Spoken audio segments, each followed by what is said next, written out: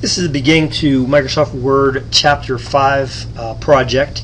It's creating a resume. The resume itself can be found on page WD 275, and as I do with most projects, I mark that with a paperclip or a pen so I can refer back to it to see what the end product will look like.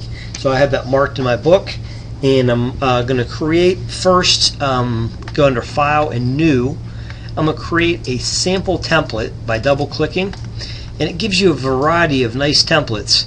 We're going to use the Urban resume at the bottom, but before I click on that, you may at some point want to browse through and look at the other templates just to see what other options are there, because there are some nice templates that will save you some time in creating some other type of documents. So I create an Urban Legend.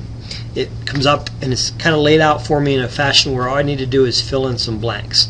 Before I start filling in some blanks, so I'm going to go to File, and I'm going to save this in my projects here. I'm going to call it word5. Call it whatever you want. Just remember what you call it. That's the important thing. And a couple housekeeping items right off the bat is go under Page Layout and make my margins 1 inch all the way around. And under Themes, go to Austin, and that will set up a color scheme for us. They want us to take away this space in here, so I'm going to delete that space by just clicking in there and hitting delete. Just for the benefit, I may turn on my paragraph buttons just to show how this looks.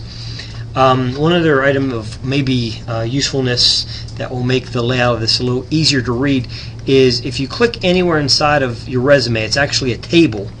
Your table tools up here appear. Under Layout, you can turn the grid lines on and off, as you can do with tables. It's a personal preference, but I'm going to leave them on because it's easier to see the individual rows laid out for me. And the next thing I'm going to do on page 285 of the book, at the bottom, is where the information for Riley Clark is located. I'm not going to type all of these in because you can see at the bottom of the page what it looks like, but the next line, the address, I'll fill that in a minute. Phone number, I'll fill that in. In place of fax number, I'm going to put the email address.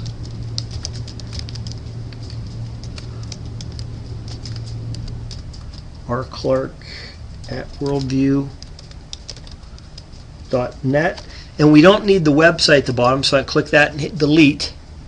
And I have all this white space here, and to get rid of that, I'm going to go under the height, under the table tools and layout, and make that 1 inch.